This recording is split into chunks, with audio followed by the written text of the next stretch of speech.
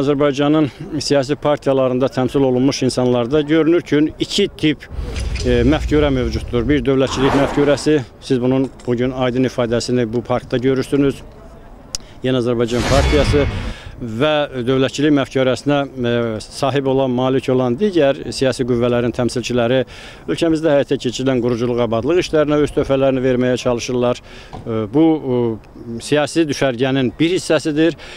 Digər hissədə isə çox təəssüflə qeyd etmək lazımdır ki, dövlətçilik məfkürəsi və dövlətçilik təfəkkürü çox azdır və yaxud tamamilə başqa istiqamətə yönəlibdir.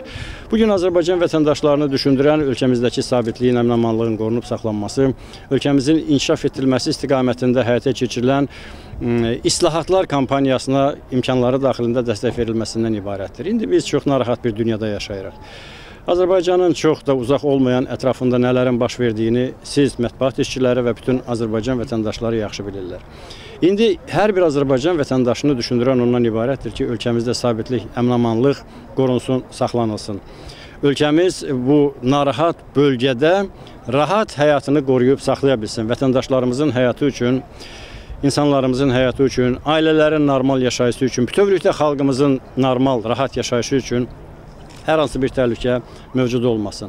Bizi düşündürən əsas məsələlərdən biri bundan ibarətdir. Təbii ki, digər məsələ isə ölkənin iqtisadi inkişafının sürətləndirilməsi ilə əlaqədardır. Bu istiqamətdə Prezident İlham Əliyevin dərin islahatlar konsepsiyası artıq həyata keçirilməkdədir və mən inanıram ki, yaxın zamanlarda bu islahatlar kampaniyası öz müsbət nəticəsini verəcəkdir. Son illər ərzində Azərbaycanın nə qədər iqtisadi və sosial cəhətdən nə qədər dəyişdiyi bizim hər birimizin gözlərimizin önündədir. İndi Bakını 10 il bundan əvvəl Bakıda olan və bu müddət ərzində Bakıda olmamış bir adam Bakıya gələrsə yəqin ki, tanımayacaq.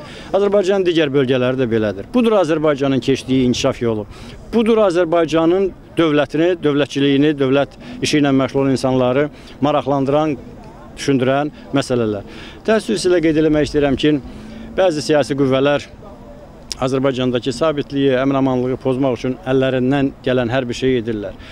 Çox məmnunam ki, onların əllərindən çox şeylər gəlmirlər. Çox şeyi bacarmırlar, çox şeyləri bacara bilmirlər. Azərbaycandakı sabitliyi pozmaq üçün göstərdiyi səylər hər hansı bir səmərə vermir. Ona görə ki, insanlarımız onların bu cür sabitliyə qarşı çevrilmiş əməllərinə dəstək vermirlər. Onlara yardım etmirlər. Onların əksinə təşəbbüslərinin qarşısını alırlar və təbii ki, onları dəstəkləmədiklərinə görə onların keçirmək istədikləri aksiyalar da çox zəif alınır.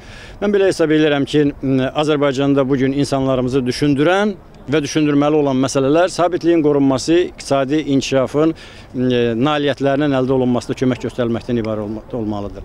Mitinglər, ab-havanı pozmaq cəhdi, Azərbaycanda sabitliyi pozmaq cəhdləri hesab edirəm ki, birincisi, bütövlükdə Azərbaycanın dövlətçiliyinə və insanlarımızın normal həyatına qarşı çevrilmiş addımlardır. İkincisi isə, təbii ki, bu vaxta qədər göstərildikləri cəhdlər puça çıxdığı kimi, bugün də bu istiqamətdə göstərilən cəhdlər tamamilə puça çıxacaq. Hər şeydən əvvəl ona görə ki, insanlar, vətəndaşlar, xalq, əhali bu cür düşünən insanları dəstəkləmir.